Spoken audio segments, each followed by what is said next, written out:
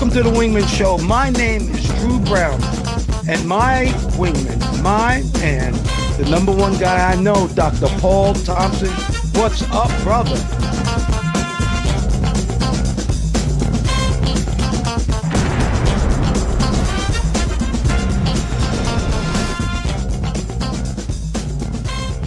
Welcome to the Wingman Show, where we're floating like butterflies and stinging like bees.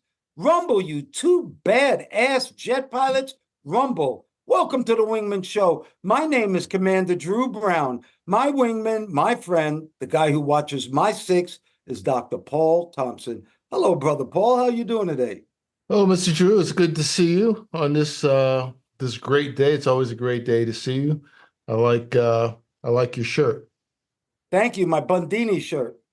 That's why we can say float like a butterfly, sting like a bee. My daddy was Bundini, and we have that. We own that. All right. You know, Dr. Paul, we always start off with a quote, and the quote this week is really good. Everyone shines given the right lighting. Once again, everyone shines given the right lighting. That's by Susan Cain. And Dr. Paul, you know how I feel. Everybody is a LeBron James in something. And I think the key is to find out what you're good at, find out what you like, and then make that your purpose. Don't you think, Paul? Yeah, put them together. Put them together. You're right, Mr. Drew. And that's what people need to be doing. Keep experimenting. Try to get out of, if you're in a rut, try to get out of the rut. In that same circle. Basically, you have to try something new. Like you said, you may be great at something, particularly younger people, or any age, but younger people, you really are good at something, but you have to get away from the screens and all these things that take our attention so much and just try something different. Not dangerous, just different. Well, that's why we like telling everybody to go to college, just so you can experience more things.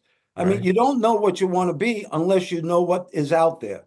That's right. Dr. Paul, you know, they say if it bleeds, it leads in the media. Well, not here on the Wingman Show. We talk about good stuff because if it's good, it should. How about some good news, Paul? In 1954, did you realize that women could not vote in Mexico? That wasn't that long ago. 1954, women could not vote in Mexico. Well, Dr. Paul, they just voted their first woman president. And matter of fact, she's a Jewish president named Claudia Sheinbaum. What do you think about that, Dr. Paul? That's interesting. I remember taking a look at that and wondering, am I reading the name right? And I thought it might have been a long Spanish name that I was, mispronouncing. But yeah, Claudia Sheinbaum, that is her name. I guess she's a first generation Mexican person, I believe. Yes, and she was also mayor of Mexico City. But that country has come a long way from women not voting to having a president that is a woman, and a Jewish woman president at that. Hopefully she will help us with our borders, and hopefully that she'll be a good president. Yeah. Hopefully, I think she's a very capable person. I believe she's I forget the stuff, but she was involved in some big study. I don't know if it was physics or biology or something's on the West Coast. Some paper she authored at Stanford of some significance. I have to look it up, but it reminds me of something. She's known in the sciences. Yes, and she was educated here in America. You want some more good news, Dr. Paul? This is the funniest thing I ever heard. North Korea is going to stop sending garbage balloons over South Korea and letting them go. Do you realize they sent 3,500 balloons with 15 tons of garbage into South Korea? And it's in retaliation to them sending over correspondence and propaganda, they said. Dr. Really? Paul, sending garbage to your neighboring country. Please tell me what you think. That's interesting. I've never heard of that before. I mean, now hope we're not giving people ideas. I'm thinking someone's got their own drones. Got these drones, and they got a problem with their neighbor, and then they drop some pizza boxes in there. That's bizarre. How long have they been doing this? I never heard of that. They've been doing it for years now, and so all of a sudden they're going to stop. and they think that they're retaliating against South Korea. The problem is that who knows what kind of garbage is in those balloons? Is it human waste? What's in them? Well, they said it's cigarette butts and this and that. I'd be very careful with that. That's disgusting, actually.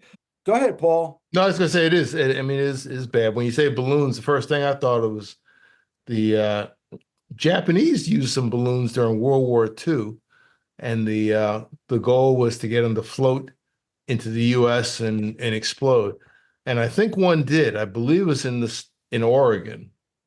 I have to check my facts on it, but I think they released the balloon, went across the ocean, came down, and actually exploded in some remote part of the state of Oregon. So actually, the continental U.S. was actually bombed at one point during Wow. World War II.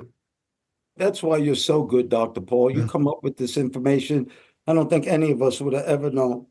Dr. Paul, the name of our show is How to Make Millions Going to College.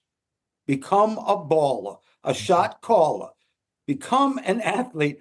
Dr. Paul, the NCAA and the Power Five colleges have just come up with a way to pay college athletes. That means I think amateur athletics are gone. Now, college athletes also have a transfer portal. They can transfer to any school anytime they want. Dr. Paul, what's going on with our college athletes? Well, Commander Drew, you were a college athlete. Now, how much did you get paid? I got $150 a month, and that was for food, clothing, and almost shelter. Okay, and at that time, I mean, did that cover your No, expenses or some of them? no, No. Okay. it Okay. did not. Yeah, I think it's again, it's amateur. It's gone. I'm not too shocked by it because there's billions and billions floating around anyway. Now it's basically some of it's going to be distributed to the players. Because I saw where they're going to the NCAA is going to pay like $2.7 billion over the next 10 years to players present and going back as far as I think 2016. And they've got like the deal now is what revenue sharing, where each big school, Division I school or whatever, can share up to like $20 million just with the players.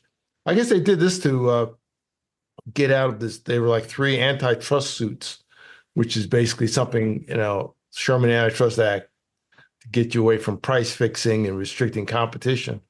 So to get out of these lawsuits, I guess they had some teeth. They came up with this compromise. Yeah, the transfer portal, but I think you can only use that one time, right? Is that right? I don't know what the rule I is, think one but time. what I'm worried about, Paul, if you really want to know the truth, what happens when you start recruiting kids that are 13, 14, and 15? What happens when you start offering hundreds of thousands of dollars to represent your product? What happens when colleges can outpay other colleges for their athletes, Dr. Paul? Well, Mr. Drew, I think then you're going to have like a situation where you're going to have like the New York Yankees. You're going to have, who has got the bigger pocketbook is likely to have better squads. Well, isn't that they're going to crush just most of the smaller universities in athletics? Because if you're a great ball player, you're going to go where the most money is. I'm sorry to say we used to go where we could get the best education, but now we're going to follow the money, don't you think? 13-year-olds, Dr. Paul, given a 10-year contract for $200,000 to represent grape jelly, but in 10 years, that $200,000 is nothing compared to them being a superstar at 23 years old, commanding millions of dollars. That's true. That's true. So people, will probably, from depending on your background, are likely to go for that. They'll go for those. So basically, you're talking about NIL deals, name, image, and likeness to youngsters, pre-college people. That could happen. That's right. That's what started it, because college athletes today can get paid with their name, image, or likeness. And the reason for all this is that colleges, like you said before, they're making billions of dollars on these kids. And these kids have never received anything other than a scholarship. They used to get 4-year educations. Well, now if you're a good athlete, you're lucky if you go to college. But if you do go to college, you're only going for 1 or 2 years, Paul. One and done. One and done, as they say, right? It's not even a full year, is it? No, It's I like think it's just a the few part that months. the season's on. Right, exactly. Not even a full year. Well, everybody, thank you so much out there for watching the Wingman Show. Thank you for watching us on YouTube, TikTok, Instagram. Thanks for listening on Apple Podcast, iHeartRadio, Facebook. Thank you so much. We really, truly appreciate it. We also have some jets behind us. And behind me, I have my jet. I have two A6s loaded down with bombs. And Dr. Paul, I used to tell those kids when I was speaking in schools that I can carry 28 500-pound bombs. And I can't only just take out your school, I could take out the neighborhood. And that's what those A6s can do. And behind you, Dr. Paul, tell me about them Hornets you got, those F-18s. Yeah, a couple of Blue Angel F-18s, kind of in the middle of I guess one of their breakups, their separations, which are very dramatic.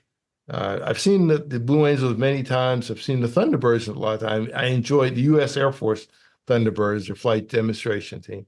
I enjoy them both. They're very similar. There are some differences.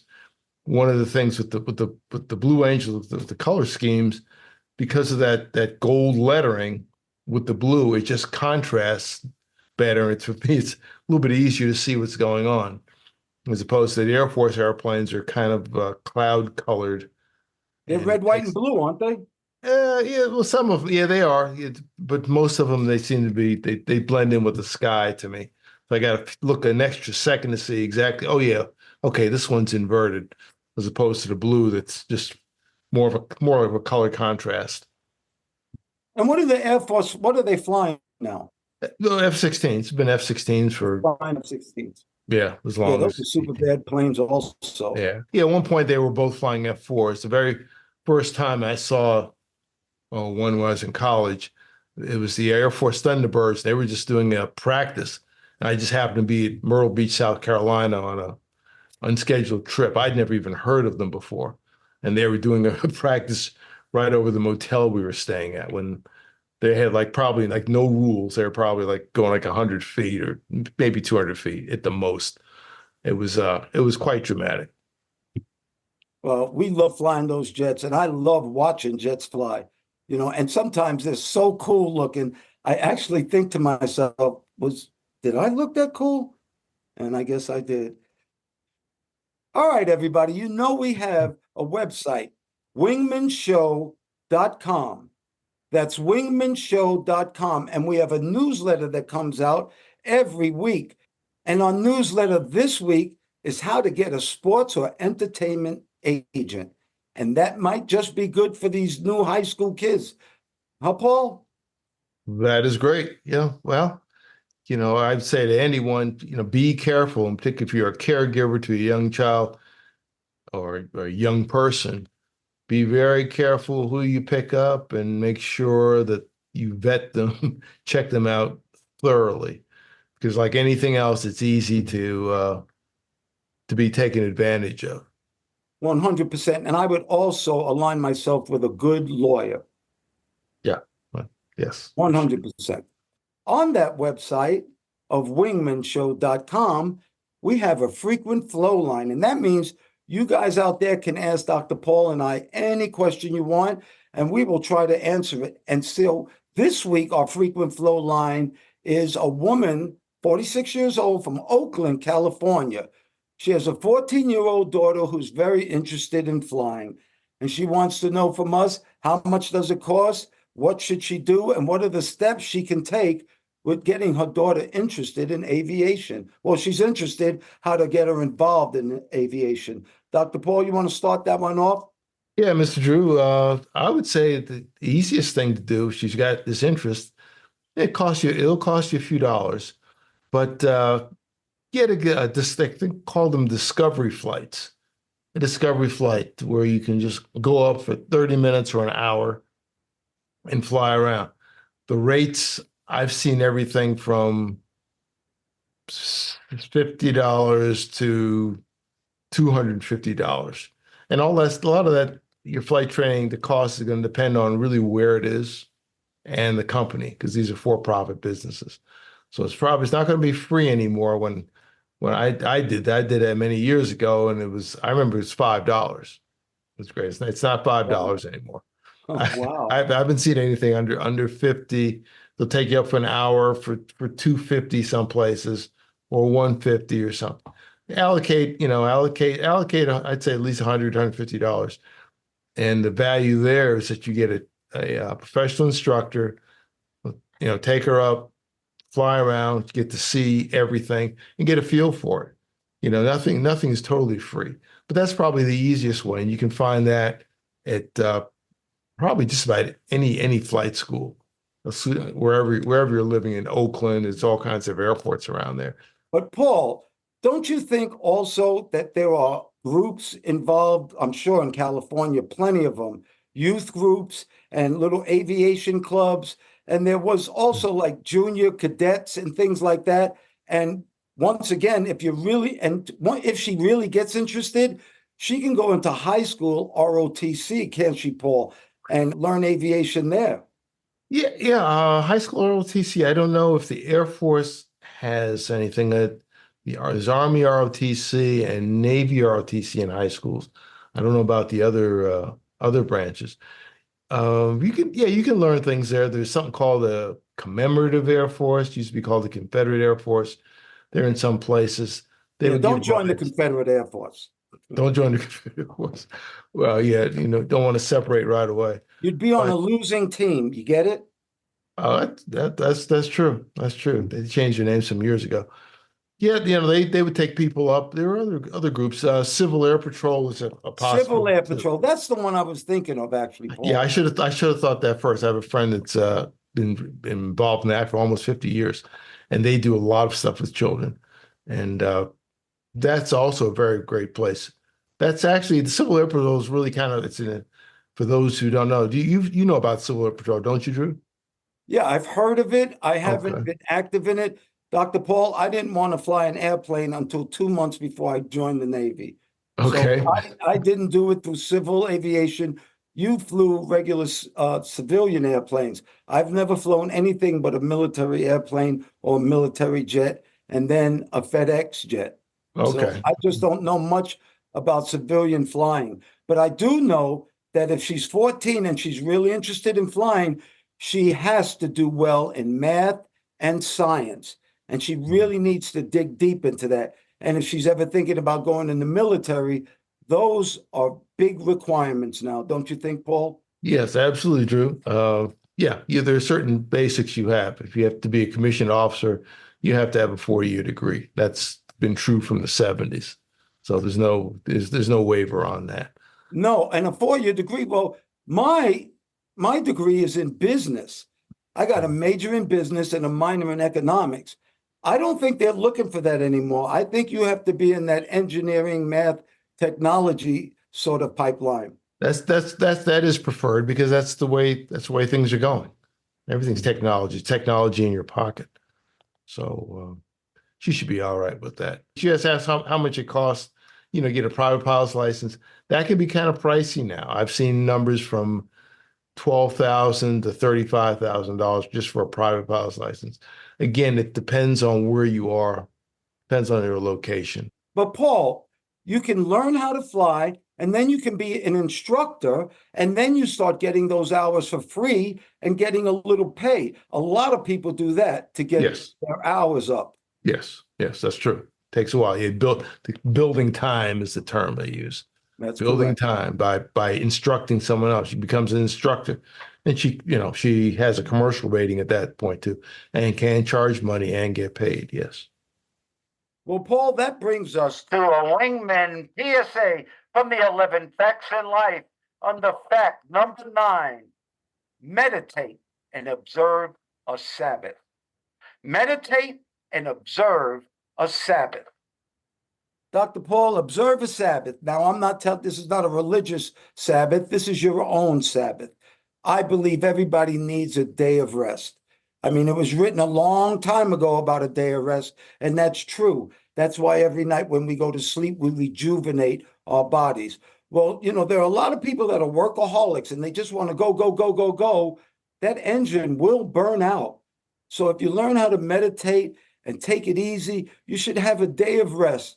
Don't you think, Paul? Yeah, I think so. Well, let's see. Drew, do you remember when growing up, like on Sundays, really like all the businesses were closed pretty much? Yes. That's amazing because in Brooklyn, where I grew up also, I grew up in a Jewish neighborhood. My grandparents lived in a Jewish neighborhood. On Saturdays, everything was closed. Yeah, there's a But day you like used to not everything be is able to done. buy liquor until a certain time on Sunday, like the big guys looking down and say, "Don't drink before 8." Right. Exactly. I got my watch. Yeah, because now we're in a 24-hour world, 7 days a week, 24 hours. But I remember on Sundays, like there was nothing going on. There may be some restaurants open, but now it's Weren't they commerce called the forever. blue laws, Paul? I remember the Oh, blue that? laws. That was, yeah, that's right. You're right. You're right. That was no liquor. Yeah. Oh no, well, everything had to be shut down. I think it was the law had to be shut down. Yes, that's Yeah, correct. it was the law to be shut down. Well, Dr. Paul, something that's been going on a lot in the air is turbulence. Matter of fact, a couple of commercial airliners, somebody died from turbulence, and a lot of people just got hurt not too long ago. Well, I wanted to talk about turbulence because that's something that you and I have lived through our whole life. First off, let's start, Dr. Paul. Why don't you explain just a little of what turbulence is? Yeah, Drew, you get turbulence really with changing air currents, just changes in the air. The air is smooth and it's not smooth. And a lot of times it can happen if you're going through a front. You're basically talking about different air currents, which can go horizontal, vertical, or some other angle. It's just changing air currents. It goes from one thing to another. In So, aviation, what has to happen is that wing has to cut through air. So that wing cuts through air, and that air is usually steady. But if the temperatures are different, if you're over a mountain, if there is weather, all of a sudden that air isn't steady anymore, and that wing doesn't just fly through the air, doesn't cut through it like butter anymore. And then right. all of a sudden you get a lot of turbulence. Well, there's something called clear air turbulence because they do have like machines now and radars that can maybe talk about turbulence where you're going. They might be able to see it. But clear air turbulence can happen anywhere and at any time. And do you Right. remember, Dr. Paul, you and I would take wind shear training when we flew at FedEx for those Mhm. big airplanes we flew? Yeah, yeah. I remember the windshield, airborne. It's tough. There's some wind shear detection things, but I don't think all that they're all that great because, like I said, it can happen anywhere. It can happen obviously around storms, but it can be in clear air and everything's nice. It may be a change of a front or just a certain region. Things are happening. What pilots do is usually give a pilot report to people in the back. Hey, over so and such, we've got moderate turbulence, and the controllers will advise other planes going through that area. Hey, be advised, this is going to happen to you. This may happen to you from here to here. A lot of times it's very accurate, and you just stand by so they can get the passenger. So the big thing is that yeah, it can happen, but basically fly with your seatbelt buckled all the time, unless got to get up and go to the bathroom, go do something, and make it kind of quick because people are they're bouncing off the top of they're bouncing off the ceiling of the airplane, which is pretty rough. 100% keep that seatbelt on. It's not because they're telling you to do it. You need to do it for your own safety. And like Dr. Paul was talking about, when we flew all over the world in the big 777s, what happened was the guy or the airplanes in front of us on the same route would actually tell air traffic control, that there was rough air, like flight level 330. Right. So they would tell us to descend or go higher to a Mhm. different flight level so we wouldn't get that turbulence.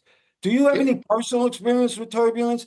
yeah. I mean, it's I mean, everybody's beaten up all the time, and sometimes sitting in the back, people will say, why don't the pilots get out of it? Well, the people in the front, we don't like it any better than you do. No. It's not like, oh yeah, we can say no. Let's get out of this thing. It just disturbs you. Uh, Nothing. Let's see. I'm trying to think. Airborne. the worst stuff I had. I don't want to get into dry microbursts. I had a couple of those one time, which was kind of dramatic near the ground. But airborne, sometimes I've had some, it's purely turbulence. It might be for a few seconds. It could be for a few hours. I've hit them both ways. And you figure, you're coming out of it, and maybe you never come out of it. Sometimes you're in the jet stream, and it's just there, and you have to deal with it. What they typically do is just slow down. The faster you go, the more the disturbance. So typically, you slow down, and you're still getting beat up, but you're you're getting beat up slower. Oh, people always ask me, do the pilots really care about us back there? And I always tell them, I'm not sure, but we care about ourselves. So if Yeah. we're going to stay alive, you're going to stay alive. But just like you said about turbulence, we do not like flying through turbulence at all. So trust me, if you're in the back of the plane, the pilot is trying to get out of it very quickly. Yes. Dr. Paul, the name of our show is called The Wingman Show, and that's because every week we have an amazing person that we name a wingman. Dr. Paul, both of us were trained by Marines. Why don't you tell us about our wingman this week? Yeah, our wingman, this week, actually, we really have kind of a pair of wingmen. I know you are one that preaches about the value of education, and you haven't changed that, right? Not at all. Well, here's the example of something that doesn't happen very much. It takes us to a place called Sharon, Pennsylvania. Ever hear of Sharon, Pennsylvania? No, I haven't, Paul. Where's that? Okay. It's a little town. To me, it's a little town, about 60 miles northwest of Pittsburgh. We know Pittsburgh. Population of maybe 16,000 people. Long story short, there was a man named by the name of Richard Remp, R-E-M-P, who was from Sharon, Pennsylvania, or that area. And as he became an older person, realized that one thing that he really wanted was his high school diploma. He didn't go to college, and he never got a high school diploma. The reason he didn't get his high school diploma is that he was plucked out of school to participate in World War II. He was a U.S. Marine, That's right. and he served the country for many, many years. But in his older years, he realized that, that the one thing he wanted was his high school diploma. So he went to he was a part of the American Legion. They call it the Legion now, but it's basically a veterans organization, to see if this could be done, because he had seen that some other older veteran had gotten his high school diploma presented to him, and he wanted to do the same thing. So he went to this Legion to see if they could help, and they started to. And the thing was that he went to school near Sharon, Pennsylvania, and they found the superintendent. Her name is Justy Galaros, and she researched it and found that they could actually present him with an honorary diploma. The thing was that he didn't go to school particularly, right in that precise area, but they were able to do it as long as she met a number of criteria. And one of the criteria was that you had to have participated in either the World War II, or the Korean War, or the Vietnam War. Well, He Richard did all Remp, three. he was in all three. So he met the quals. Okay, so while this is being worked on, Richard Remp, as an elderly gentleman, has a fall. And while he's being treated in the hospital, they do some other tests, and they find the stage 4 prostate cancer. And they communicated to the superintendent that he doesn't have a lot longer to live. So she had everything done and was thinking about sending a FedEx again. But they said he doesn't have a lot of time. So she gets in her car and drives to Maryland. He lives in Maryland at this time. He's not in Pennsylvania. And she drives almost 5 hours down to Maryland to present it to him in his home. And there's a picture, and we'll show the picture. Mm-hmm. And he was presented with it. And that's what he wanted, because he passed away about 48 hours later. Well, his commander, Julian Sy, said that was his last waking moment, was receiving his diploma, and he saw a smile on his face that he won't ever forget. And then he was gone. So I think this week's wingman is also it's both of them. It's Richard Remp and Superintendent Glaris. She went out of her way, took the extra step to bring some completeness to this man's life. You know, I always said, Paul, if you really want to know about education, go in the street, look at the homeless, and ask them one thing that they should have done that they didn't do. What brought them to this place? And 90% of them will say that they should have stayed in school or they should have worked harder in school. Yeah. Well, Dr. Paul, thank you for that Wingman story. And for you and all our listeners out there, anything that you guys think is important and whatever you think is beautiful, and especially whatever makes you happy, may you have that today and forever. I pray for peace, Dr. Paul. I pray for peace too, Commander Drew. And to all those who listen, like, and share our message, we appreciate you. Please pass this on to someone else. If you are so inclined, please give us a like, hit the notification, the bell icon. That way you'll know when we put up a new episode. Helps grow the channel. The way YouTube is, the more information they get about people subscribing, the more will be spread. Thank you very much. Thank you once again, Dr. Paul Thompson, my friend. Thank you for your love, your time, and that's something that we won't ever get back. I want to thank all the listeners, too. Thank you so much for doing the show, Dr. Paul. We're jamming. Well, thank you, Mr. Drew, for inviting me on. Always good to talk to you. And ladies and gentlemen, please remember to like, share, and subscribe to this podcast or any of the podcasts. If you're looking at YouTube, they say smash the like button. Don't smash it. Just press it gently and use as a link to all your friends. You can also look at us on our website, wingmenshow.com, WINGMEN show, SHOW.com, altogether, wingmenshow.com. And we hope to see you in the future. Thanks again, Mr. Drew. Oh, you're welcome. And we're still floating like butterflies and stinging like bees. Rumble, you badass jet pilots, rumble. May there be peace on earth and goodwill towards all men and women.